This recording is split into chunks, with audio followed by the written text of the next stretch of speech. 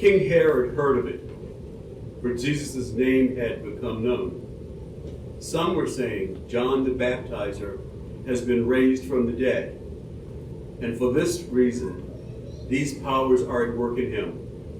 But others said, it is Elijah. And others said, it is a prophet, like one of the prophets of old. But when Herod heard of it, he said, John, whom I beheaded, has been raised. For Herod himself had sent men who arrested John, bound him, and put him in prison on account of Herodias, his brother Philip's wife, because Herod had married her. For John had been telling Herod, it is not lawful for you to have your brother's wife. And Herodias had a grudge against him and wanted to kill him. But she could not, for Herod feared John, knowing that he was a righteous and holy man, and he protected him. When he heard him, he was greatly perplexed, and yet he liked to listen to him. But an opportunity came when Herod, on his birthday, gave a banquet for his courtiers and officers and for the leaders of Galilee. When his daughter Herodias came in and danced, she pleased Herod and his guests. And the king said to the girl, ask me for whatever you wish, and I will give it. And he solemnly swore to her, whatever you ask me, I will give you, even half of my kingdom. She went out and said to her mother, what should I ask for? She replied, the head of John the Baptizer. Immediately she rushed back to the king and requested, I want you to give me at once the head of John the Baptist on a platter. The king was deeply grieved, yet out of regard for his oaths and for the guests, he did not want to refuse her. Immediately the king sent a soldier of the guard with orders to bring John's head. He went and beheaded him in the prison, brought his head on a platter, and gave it to the girl. Then the girl gave it to her mother. When his disciples heard about it, they came back and took his body and laid it in a tomb.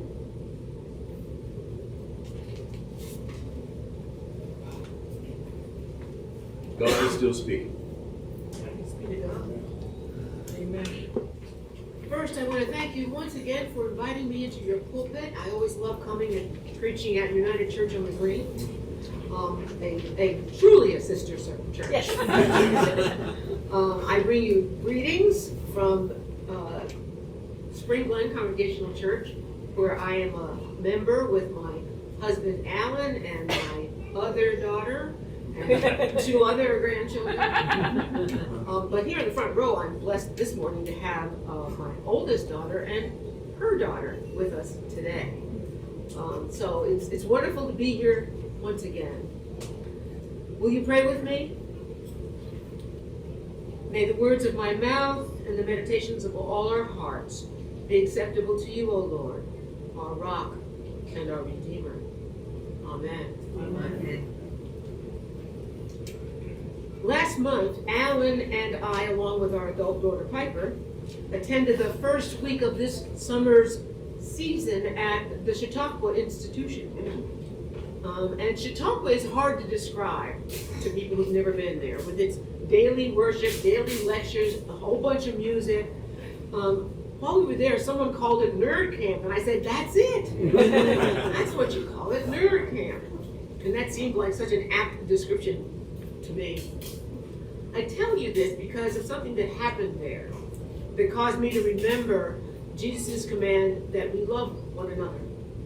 My husband, Alan, as we were walking along one day, he told a woman that we did not know that she was special. He said, you're special. Now, with frontal lobe dementia, Alan doesn't talk much, but he looked at her and he just said, you're special. She asked him why he had said that. And of course, he couldn't say why he said that. He didn't quite know. But I I think I know. Because with FTD, all artifice is gone, all posturing is gone.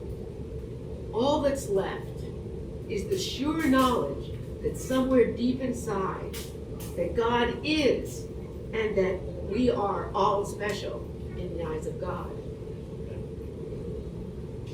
As I was thinking about today's sermon and Alan's comment, a couple of t-shirts that I have came to mind. Yeah, and I started to think about this sermon as being a kind of a theology of the t-shirt. The one that Alan is wearing today says this: love your neighbor, even if they don't look like you, think like you, love like you, pray like you, speak like you, or vote like you. Love your neighbor, no exceptions. In the current political climate here in America, I think that last one is the most difficult for any of us to live into. Amen. Right? Love your neighbors, even if they don't vote like you. I just finished a book called Divided We Fall by David French. And reading this book has been difficult for me because I want to reach into the book and respond to what I feel are incorrect statements about we progressive Christians. David is an evangelical Christian, conservative, Republican, but he says some smart things sometimes. But he seems to act as if we progressive Christians don't exist. He seems to think that Republicans are Christians and Democrats are secular, unchurched folk. And he makes me mad just reading him, but I've met him personally, and so I can't help but love him. And for that reason, I was so determined to finish his book. I wanted to know what he was thinking, because his thesis is that our nation is moving toward another split, another secession. That we are now so divided in this nation that the notion that some states are moving toward leaving the Union is not unthinkable. But David has a solution. And when I read the title of the chapter that was his answer, I bristled. His answer? Tolerate. He says that progressives, and I call myself one, love the word tolerate. But as a follower of Jesus, I am not in love with the word tolerate. Jesus did not say, "On a new command I give you, tolerate one another." He did not say, the two greatest commandments are love God with all your heart, soul, and mind, and the second is like it, tolerate your neighbor as yourself. I was not happy with Mr. French's answer, especially when he indicated that as a progressive I should love the whole idea of toleration, because I don't. And yet, is that all we can hope for? You know, one question for me was how to link these thoughts that are going around in my head, on the t-shirts, and what David wrote, how to link that to today's gospel reading in Mark. I mean, sometimes the lectionary is very challenging. I mean, really, how to get from loving your neighbor to murdering a prophet who lives on locusts and honey, right? How do you get there? Well, reading it closely several times and praying on it gave me an answer, because in that horrific story are these words in verse 20. For Herod feared John, knowing that he was a righteous and holy man, and he protected him. When he heard him, he was greatly perplexed, and yet he liked to listen to him. Sounds like me and David French. Knowing he was a righteous man, greatly perplexed, and yet he liked to listen to him. I thought about that. Here is Herod, the Roman appointed king of the Jews of Judea, kind of liking John the Baptist. Dare I say, loving him in a way that Jesus would say we are all to love one another. But here comes the second t-shirt, the one I'm wearing. It says, love is louder. Just loving one another quietly in the secret of our own hearts is not enough. Old King Herod liked John a lot, but liking him in his heart was not strong enough to resist the demand that he present his head on a platter for his wife. Just loving quietly isn't enough. It's not.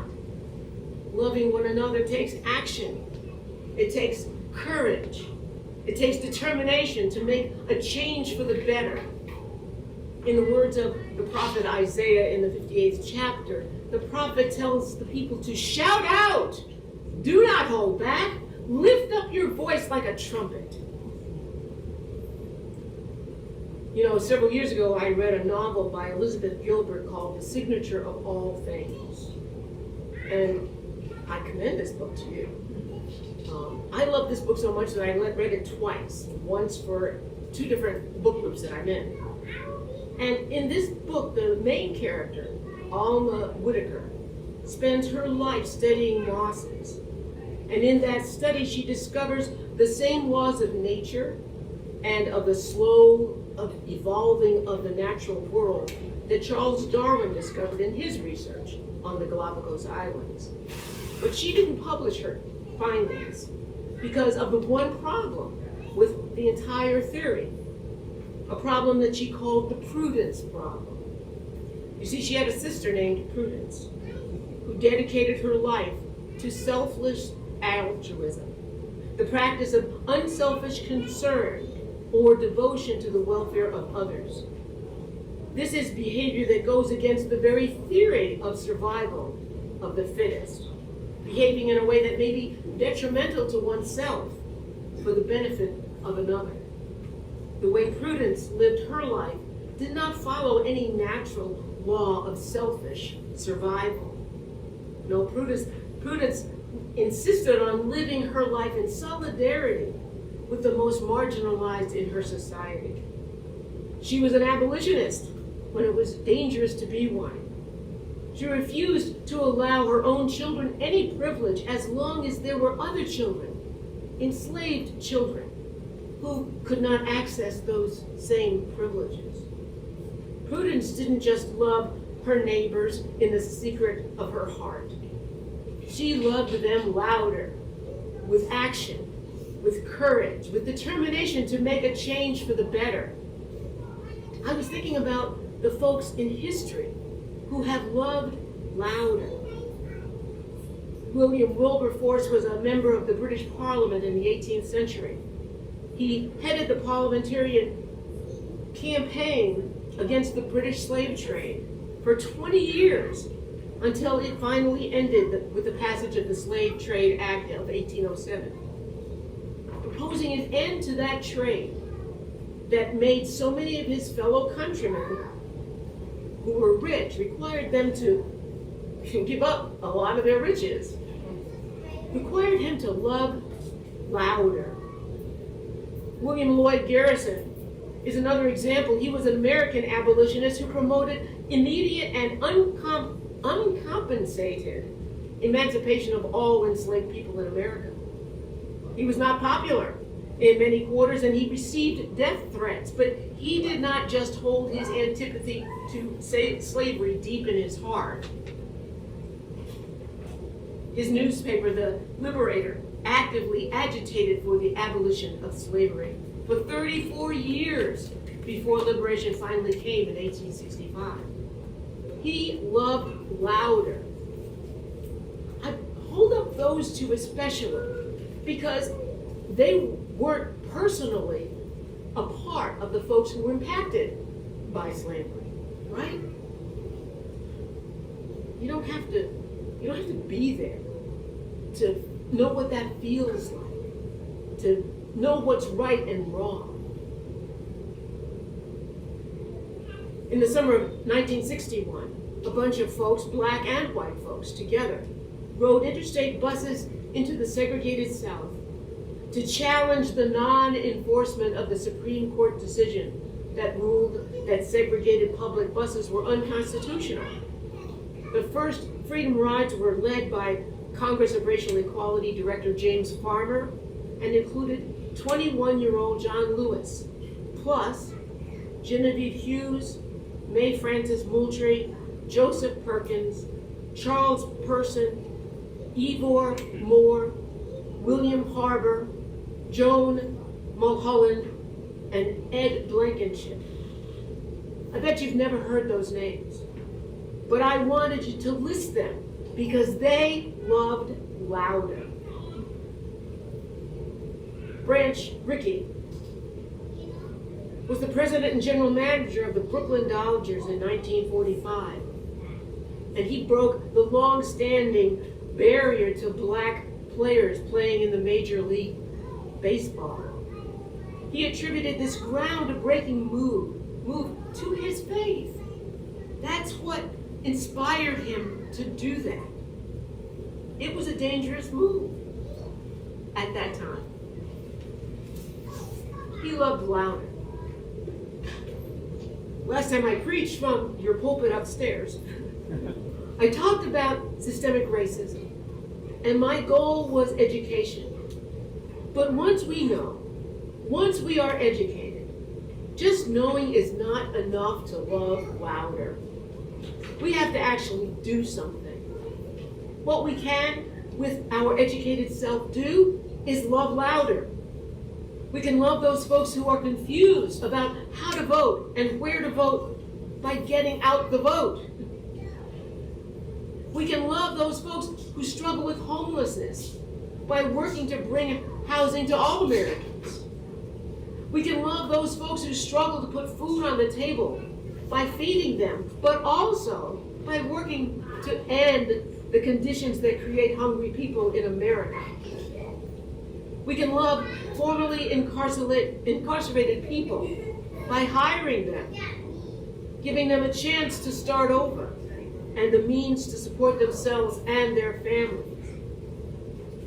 Tolerating situations that prevent individual people or whole groups of people from flourishing is not what we are called to do by Jesus, who commands that we love one another.